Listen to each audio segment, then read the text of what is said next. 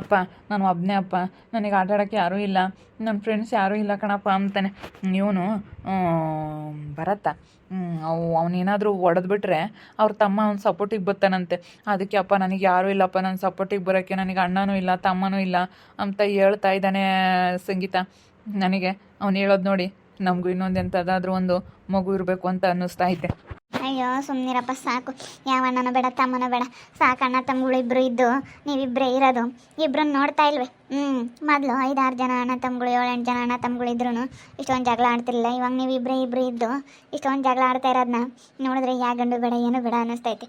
ಆದರೆ ಒಂದು ಹೆಣ್ಮಗು ಬೇಕು, ಆದರೆ ಆಗ್ದಿಲ್ಲದ್ದು ಏನು ಮಾಡೋಕ್ಕಾಗುತ್ತೆ ಬಿಡು.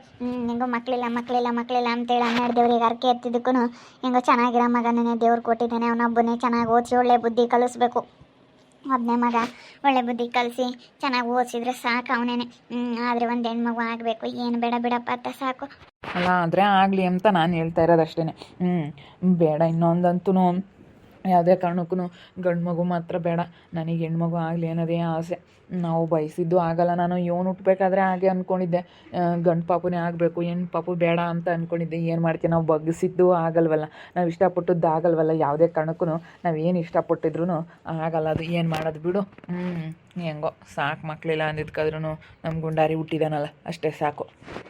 ಅಯ್ಯೋ ಇವತ್ತು ನಮಗೆ ಮಕ್ಕಳಿಲ್ಲ ಅಂದಿದ್ರೆ ಎಷ್ಟು ಜನ ಎಷ್ಟು ಮಾತಾಡೋರು ಗೊತ್ತೇ. ಇಷ್ಟೊಂದು ಆಸ್ತಿ ಮಾಡ್ಯವ್ರೆ, ಹೆಂಗೆ ಮನೆ ಕಟ್ಟ್ಯವ್ರೆ, ಏನು ಎತ್ತ ನೋಡು ಮಕ್ಕಳೇ ಇಲ್ಲ ಅಂತ ಹೇಳೋರು.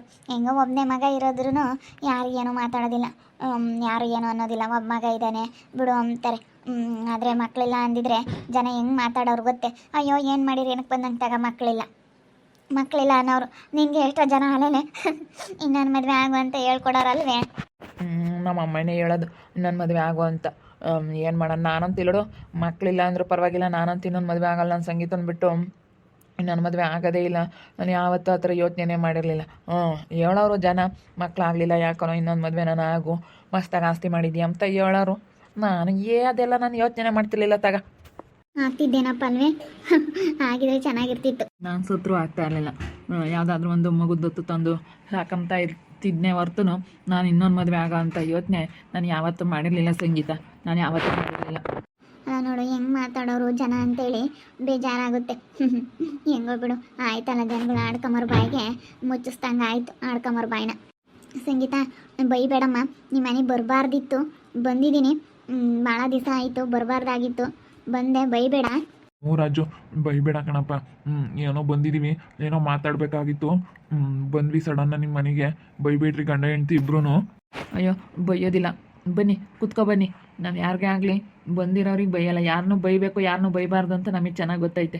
ನೀವೆಷ್ಟು ಕಷ್ಟಜೀವಿಗಳು, ಇವಾಗ ಎಷ್ಟು ಕಷ್ಟಪಟ್ಟು ದುಡ್ಕೊಂಡು ತಿಂತೀರಾ ಅಂತೇಳಿ ಗೊತ್ತೈತೆ ನನಗೆ. ನಿಮ್ಗೆ ಯಾಕೆ ಬೈಯೋಕ್ಕಾಗುತ್ತೆ ಸುಮ್ಮನೆ? ನನಗೇನು ಹುಚ್ಚು ಹಿಡ್ದೈತಾ? ಬಾಂಟಿ ಕುತ್ಕೋ ಬಾ. ಬಿಡಮ್ಮ ಕುತ್ಕಮ್ಮ, ಅದೇನು ಹೋಗ್ಬೇಕು, ನಾವು ಜಲ್ದಿ ಮಾತಾಡ್ಕೊಂಡು ಹೋಗೋಣ ಅಂತೇಳಿ ಬಂದ್ವಿ. ನೋಡಪ್ಪ ನನ್ನ ಮಗನಿಗೆ ಮಾತ್ರ ₹1 ಕೊಡಬೇಡ, ಕೆಲ್ಸಕ್ಕೆ ಬರ್ತೀನಿ ಅಂತ ಹೇಳವ್ನಿ. ನಾಳೆಯಿಂದನ ಅವನು ಅವಳು ಇಬ್ಬರು ಕೆಲ್ಸಕ್ಕೆ ಬರ್ತಾರೆ. ಸಿಂಧನೂ ಮನು ₹1 ದುಡ್ಡು ಕೊಡಬೇಡ್ರಿ ನೀವು ಯಾತ್ಕೊಂಡು. ಸಾಲ ಮಾಡಿದ್ದೀವಿ, ಬ್ಯಾಂಕ್ ಲೋನ್ ಕಟ್ಟಬೇಕು ಅಂತಂದ್ರೂ ₹1 ದುಡ್ಡು ಕೊಡಬೇಡ್ರಿ ಕಣಪ್ಪ. ಅವ್ರಿಗೆ ಎಲ್ಲೇದೆಲ್ಲ ತಕ್ಕ ಜವಾಬ್ದಾರಿ ಅನ್ನೋದೇ ಇಲ್ಲ. ಇವಾಗ ನೋಡು, ನೀನು ಮಾಡ್ತಿರೋದು ಒಳ್ಳೆ ಕೆಲಸ ಗೊತ್ತಿಲ್ಲ. ನೀನು ಅರ್ಧ ಹಾಕ್ಯಂಬ್ತಾ ಇದೆಯಾ, ಫೀಸು ನಾವು ಅರ್ಧ ಹಾಕ್ಯಂಬ್ತಾ ಇದ್ದೀವಿ. ನನ್ನ ಮೊಮ್ಮಗನ ಓದ್ಸೋಕ್ಕೆ ನೀವು ಕೊಡ್ತಾ ಇದ್ದೀರಾ, ನೀನು ಓಡ್ಸಕ್ಕಂತೇಳಿ ಊಟ ಕೊಡ್ತಾ ಇದೆಯಾ. ನೀನು ಮಾಡ್ತಿರೋದು ಒಳ್ಳೆ ಕೆಲಸ ಗೊತ್ತಿಲ್ಲ. ನೀನು ಇನ್ನ ಮಗುಗೆ ಏನಾನ ಒಂದು ಅನುಕೂಲ ಮಾಡೋ ಹೊರ್ತು ಅವ್ರಿಗೆ ಮಾತ್ರ ಅವ್ರ ಗಂಡ ಹೆಂಡ್ತಿನ ಬಿಟ್ಟು ಸುಮ್ಮನಾಗ್ಬಿಡಪ್ಪ. ನಾನು ಹೇಳ್ತೀನಿ ಅಪ್ಪನಿಗೆ, ನೀನು ಮಾಡೋದು ಒಳ್ಳೆ ಕೆಲಸ ಯಾರಿಗೂ ಕಾಣಲ್ಲ ಕಣಪ್ಪ. ಜನಗಳಿಗೆ ಕಾಣಂಗೆ ಮಾಡಂಗೆ ಹೇಳಿ ಕೊಟ್ರೇನೆ ಮತ್ತೆ ಅದು ಬಿಡಪ್ಪ ಕೊಡ್ತಾ ಇದ್ದಾನೆ ಅಂಬದು ಗೊತ್ತಾಗೋದು ಅಂತೇಳಿ ಹೇಳ್ತೀನಿ. ಆದರೆ ಈ ಅಪ್ಪ ಕೇಳಲ್ಲ. ಅಯ್ಯೋ ತೋರ್ಗಣಿಕೆ ಏನು ನಮಗೇನು ಬೇಕಾಗಿಲ್ಲ, ಜನಗಳಿಗೆಲ್ಲ ಏನು ನಾವೇನು ತೋರಿಸ್ಬೇಕಾಗಿಲ್ಲ ಅಂತ ಹೇಳ್ತೈತೆ. ನಿಜ, ನಮ್ಮ ಹುಡುಗನ್ನ ಒಳ್ಳೆ ಸ್ಕೂಲಿಗೆ ಸೇರ್ಸೋದಕ್ಕೆ ಇವನೇ ಕಾರಣ ಕಣಮ್ಮ. ನಾವು ಅಲ್ಲೇ ಯಾವುದೋ ಒಂದು 20-25 ಸಾವಿರ 30 ಸಾವಿರ ಕಟ್ಟ ಅಂತ ಸ್ಕೂಲಿಗೆ ಸೇರಿಸಿ ಸುಮ್ಮನೆ ಆಗ್ತಿದ್ವಿ. ವರ್ಷಕ್ಕೆ 20-25 ಸಾವಿರ ಅಷ್ಟೇ. ಇಲ್ಲಾಂದ್ರೆ ನಾವು ಗೌರ್ಮೆಂಟ್ ಸ್ಕೂಲಿಗೆ ಕಳ್ಸೋಣ, ನಾವು ದುಡಿಯೋದು ನಮಗೂ ಅದು ಇದಕ್ಕೂ ಸಾಲದು ಅಂತ ನಾವು ಅಂದ್ಕೊಂಡಿದ್ವಿ. ಇವತ್ತು ಒಂದು 70 ಸಾವಿರ ಖರ್ಚು ಬಂದ್ರೂ ಅದ್ರಾಗೆ ಏನೋ ನಾವೊಂದು 20 ಸಾವಿರ ಕೊಡ್ಬೋದು. 50 ಸಾವಿರನೂ ರಾಜು ಕೊಡ್ತಾ ಇದ್ದಾನೆ ಆ ಹುಡುಗನ ಮಕ್ಕ ನೋಡ್ಕೊಂಡು. ನೀನು ಇದನ್ನೇ ಹುಡುಗಗೆ ಓದಿಸ್ತಾ ಇದೆಯಲ್ಲಪ್ಪ, ಅದೇ ಮಹಾ ದೊಡ್ಡದು. ಅವ್ರಿಗೆ ಮಾತ್ರ ₹1 ಕೊಡೋಕೆ ಹೋಗ್ಬೇಡ. ಇಲ್ಲ, ನಾನೇನು ಕೊಡೋಕೆ ಹೋಗೋಣ, ನಾನು ಕೊಡೋದಿಲ್ಲ ಬಿಡು. ಅಂಥವ್ರಿಗೆಲ್ಲ ನಾನು ಆಲೇ ಹೇಳಿದ್ದೀನಿ. ₹1 ನನ್ನ ಹತ್ರ ₹1 ಇಸ್ಕೊಂಬ್ಲಿ ಅವ್ನು ನೋಡೋಣ ನಿನ್ನ ಮೇಲಿಂದಾನ. ನೀನು ಆ ಹುಡುಗ ಅಂತ ವಿದ್ಯಾವಂತ ಆಗಲಿ, ಇವನನ ಇಂಥನಾದ ಹುಡುಗನನ್ನ ಚೆನ್ನಾಗಿ ಓದಿ ಒಳ್ಳೆನಾಗಲಿ ಎಂಬುದಕ್ಕೋಸ್ಕರ ಅವನಿಗಾಗಿ ಕಷ್ಟ ಬೀಳ್ತಾ ಇದ್ದೀನಿ ಅಷ್ಟೇ. ಓದಲಿ ಅಂತ ಬಿಡು, ಏನೋ ದೇವರು ಅಂತೂ ತನ್ನ ಕೊಟ್ಟವನೇ ನನಗೆ, ಓದ್ಸೋಣ ಆ ಮಗುನ ಅಂತೇಳಿ ಓದಿಸ್ತಾ ಇದ್ದೀನಿ ಅಷ್ಟೇ. ಇವರಂತೆ ಆದರೆ ಆ ಹುಡುಗನ ಜೀವನನೂ ಹಾಳು ಮಾಡ್ತಾರೆ, ಇವರಂತೆ ಆದರೆ ಯಾವುದೂ ಸರಿ ಹೋಗೋದಿಲ್ಲ ಅಂತೇಳಿ ಏನೋ ನನ್ನ ಕೈಲಾದಷ್ಟು ನಾನು ಸಹಾಯ ಮಾಡ್ತಾ ಇದ್ದೀನಿ. ಅದು ಏನು ಎಲ್ಲರಿಗೆ ಗೊತ್ತಾಗಬೇಕು ಅನ್ನೋದೇನಿಲ್ಲ, ನಾನು ಮಾಡಿರೋದು ಅದು ಪರಮಾತ್ಮನಿಗೆ ಗೊತ್ತಾಗುತ್ತೆ ಅಷ್ಟೇ ಸಾಕು. ಏನು ಊರಾಗ್ಲವ್ರಿಗೆಲ್ಲ ಗೊತ್ತಾಗಬೇಕು ಅಂತ ಏನಿಲ್ಲ. ಅಲ್ಲ 50 ವರ್ಷ ಹುಡುಗನ ಓದ್ಸಕ್ಕೆ 50,000 ದುಡ್ಡು ಕೊಟ್ಟರು ನೀನು ಒಬ್ಬರು ಕೊಟ್ಟು ಏನೂ ಹೇಳಿಲ್ಲಲ್ಲಪ್ಪ. ನಿಜವಾಗ್ಲೂ ನನಗೆ ತುಂಬ ಖುಷಿ ಆಗ್ತೈತೆ. ಯಾಕೆ ಇಲ್ಲಿಗೆ ಬಾ ಅಂತ ಹೇಳಿದೆ? ಯಾಕೆ ನಿಮ್ಮ ದೊಡ್ಡ ಮಗನ ಮಂತಕ್ಕೆ ಬಾ ಅಂದೆ? ಏನು ಕೊಟ್ಟಿಲ್ಲ ಅಂತೇಳಿ ಇವ್ರನ್ನ ಬೈತಿಯಲ್ಲ ನೀನು. ಅದಕ್ಕೆ ಇವತ್ತು ಹೇಳೋಣ ಅಂತ ಬಂದೆ. ಹುಡುಗಿಗೆ 70,000 ಆಗುತ್ತೆ ವರ್ಷ ಫೀಸು, 70,000 ಆಗುತ್ತೆ. 50,000 ಗಟ್ಟಲೆ ಇವತ್ತು ಕಟ್ಟಿ 50,000 ಕೊಡ್ತೀನಿ ಅಂತ ಹೇಳಿ 50,000ನ ಅವ್ರಿಗೊಂದು ಕಾನ್ವೆಂಟಿಗೆ ಕಳಿಸ್ತಾ ಇದ್ದೀನಿ ನಾನು. 50,000 ಕೊಟ್ಟಿದ್ದಾನೆ ರಾಜು. ಅವರಿಬ್ಬರಿಗೂ ಗಂಡ ಹೆಂಡತಿಗೆ ಗೊತ್ತಿಲ್ಲ, ಹೋಗಿ ಅವ್ರಿಗೆ ಹೇಳು. ಅವರು ಹೇಳೋದು ಯಾರಿಗೂ ಹೇಳ್ಬೇಡ್ರಿ ಅಂತೇಳಿ ಕೊಟ್ಟು ಸುಮ್ಮನೆ ಆಗ್ತಾರೆ. ಪಾಪ ಅವ್ರು ಮಾಡೋ ಒಳ್ಳೆ ಕೆಲಸ 4 ಜನಕ್ಕೆ ಗೊತ್ತಾಗಂಗೆ ಅವರು ಹೇಳೇ ಇಲ್ಲ. ಬಿಡು, ಏನು ಏನಾಗಬೇಕಾಗೈತೆ ದೇವ್ರು ನೋಡ್ಕೊಂತಾನೆ ಅಂತೇಳಿ ಅವ್ರು ಒಬ್ಬರು ಕೊಟ್ಟು ಹೇಳಿಲ್ಲ ಗೊತ್ತಾ? ಇವತ್ತು ನೋಡಿ ಎಷ್ಟು ಒಳ್ಳೆ ಕೆಲಸ ಮಾಡಿದ್ದಾನೆ. ಏನು ಮಾಡ್ಯವನೇ ಅವ್ನು ಕೊಡಲ್ಲ, ಅಷ್ಟೊಂದು ಸಂಪಾದನೆ ಮಾಡ್ಯವನೇ. ತಮ್ಮಗೊಂದಿಟ್ಟು ಆಗಲ್ಲ, ಕಷ್ಟಕ್ಕಾಗಲ್ಲ, ಸುಖಕ್ಕಾಗಲ್ಲ ಅಂದ್ರೆ ಮತ್ತೆ ಕೊಡೋರು ಎಷ್ಟು ಕೊಡ್ತಾರೆ? ಅವ್ರ ಮಗನ್ನೇ ಓದಿಸ್ತಾ ಇದ್ದಾನೆ, ವಿದ್ಯಾವಂತನ ಮಾಡ್ತಾ ಇದ್ದಾನೆ ಅಂತಂದರೆ ಇವನು ಏನು ಅವ್ರಿಗೆಲ್ಲ ಕೊಡೋಕ್ಕಾಗುತ್ತೆ? ಆ ಹುಡುಗನಂತೂ ವಿದ್ಯಾವಂತನ ಮಾಡೋ ಯೋಗ್ಯತೆ ಇಲ್ಲ, ಅವರಿಬ್ರಿಗೂ ದುಡಿಯೋ ಯೋಗ್ಯತೆ ಇಲ್ಲ. ಹಂಗಂದ್ರೂ ಅಂಥವ್ರಿಗೆ ಕೊಡೋಕ್ಕಾಗುತ್ತೆ? ನಮ್ಮ ಪಾಪನ ಓದ್ಸೋಕ್ಕೆ ರಾಜು ಕೊಡ್ತಾ ಇದ್ದಾನೆ. ಮತ್ತೆ ಅವ್ನಿಗಾಲೇನೆ 5-6 ವರ್ಷನೂ ರಾಜವರೇ ಕೊಟ್ಟಿರೋದೆಲ್ಲನ. ಅವನ್ನ ಸ್ಕೂಲಿಗೆ ಸೇರಿಸ್ದಾಗಿಂದಲೂ ನನಗಿವಾಗ 70,000 80,000 ಫೀಸ್ ಆಗುತ್ತೆ. 50,000 ಕೊಡ್ತಾರೆ ಇವರೇನೆ. ಇನ್ನು ಒಂದು 20,000 ಹಾಕಿ ಅವರು ಓದಿಸ್ತಾ ಇದ್ದಾರೆ. ಅವರು ಏನೋ ಕಷ್ಟಪಟ್ಟು ಕೂಲಿ ಮಾಡಿ ಓದಿಸ್ತಾ ಇದ್ದಾರೆ. ಹುಡುಗನ್ನ ಓದಿಸ್ಬೇಕು, ಒಬ್ಬನೇ ಮಗ ಚೆನ್ನಾಗಿರಲಿ, ಅವರಂತೂ ಗಂಡ ಹೆಂಡತಿ ಅಂತವರು ಅಂತ ಹೇಳಿ ಅವ್ರು ಓದಿಸ್ತಾ ಇದ್ದಾರಲ್ಲ, ಅದಕ್ಕೆ ಮೆಚ್ಚಬೇಕು ಇವತ್ತು.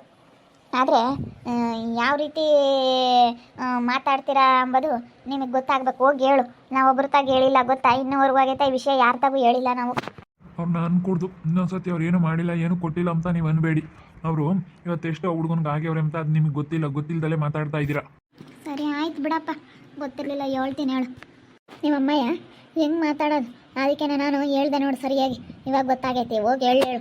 ಯಾವತ್ತೂ ನನಗಿಬ್ಬರು ಮಕ್ಕಳು ಅಂತ ನೋಡ್ಕೊಂತೀನಿ ಹೊರ್ತು ಒಬ್ಬನೇ ಮಗ ಅಂತ ನಾನು ಯಾವತ್ತೂ ಅಂದ್ಕೊಂಡಿಲ್ಲ.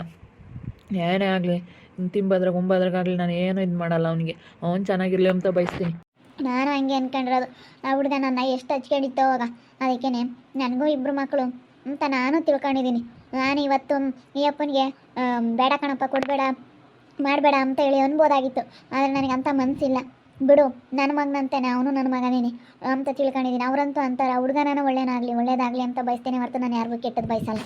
ನೋಡಿದ್ರಲ್ಲ ವೀಕ್ಷಕರೇ, ರಾಜು ಮಗನಿಗೆ ದುಡ್ಡು ಕೊಡ್ತಾ ಇದ್ದಾನೆ. ಆ ವಿಷಯ ಯಾರಿಗೂ ಗೊತ್ತಿರಲಿಲ್ಲ. ಅದಕ್ಕೆ ಅವ್ರ ಅಮ್ಮ ಕಾಸಿ ಈಗ ಹೇಳಿದೆ, ಅದಕ್ಕೆ ದುಡ್ಡು ಕೊಡಬೇಡಪ್ಪ ಅಂತೇಳಿ ಹೇಳ್ತಾ ಇದ್ದೀನಿ. ನಾವು ಯಾವತ್ತೂ ಗೊತ್ತಿರಲಿಲ್ಲ. ಇವನೇ ಬಂದು ಹೇಳಾನು ಕೊಡಾನು ಓದ್ಸೋಕ್ಕೆಲ್ಲನ ಕೊಡ್ತಾ ಇದ್ದಾನೆ. ಆದರೆ ಒಬ್ರಿಗೆ ವಿಷಯ ಗೊತ್ತಿಲ್ಲ. ನಾನೊಂದು ಸ್ವಲ್ಪ ಹಾಕಿ ಇವರೊಂದು ಸ್ವಲ್ಪ ಹಾಕಿ ಓದಿಸ್ತಾ ಇದ್ದೀವಿ. ಏನು ಮಾಡೋಣ, ಅವರಂತೆ ಬಿಟ್ಟರೆ ಆಗಲ್ಲ ಅಂತ. ಹುಡುಗ ನಾನು ಬುದ್ಧಿವಂತ ಆಗಲಿ ಅಂತ ನೋಡ್ತಾ ಇರಿ. ನಾನು ಆಗ್ಬೋದು ಅಂತ ಮುಂದಿನ ಭಾಗದಲ್ಲಿ ನೋಡ್ತಾ ಇರಿ. ಹಾಗೆ ವಿಡಿಯೋ ಬಗ್ಗೆ ನಿಮ್ಮ ಅಭಿಪ್ರಾಯನ ಕಮೆಂಟ್ ಮಾಡಿರಿ. ಹಾಗೆ ವಿಡಿಯೋ ಇಷ್ಟ ಆಗಿದ್ರೆ ಲೈಕ್ ಮಾಡಿ, ಶೇರ್ ಮಾಡಿ. ಇನ್ನು ನಮ್ಮ ಚಾನಲ್ನ ಸಬ್ಸ್ಕ್ರೈಬ್ ಮಾಡ್ಕೊಂಡಿಲ್ಲ, ತಪ್ಪದೆ ಕೂಡಲೇ ಸಬ್ಸ್ಕ್ರೈಬ್ ಮಾಡ್ಕೊಳ್ಳಿ. ಓಕೆ ವೀಕ್ಷಕರೇ, ಧನ್ಯವಾದಗಳು.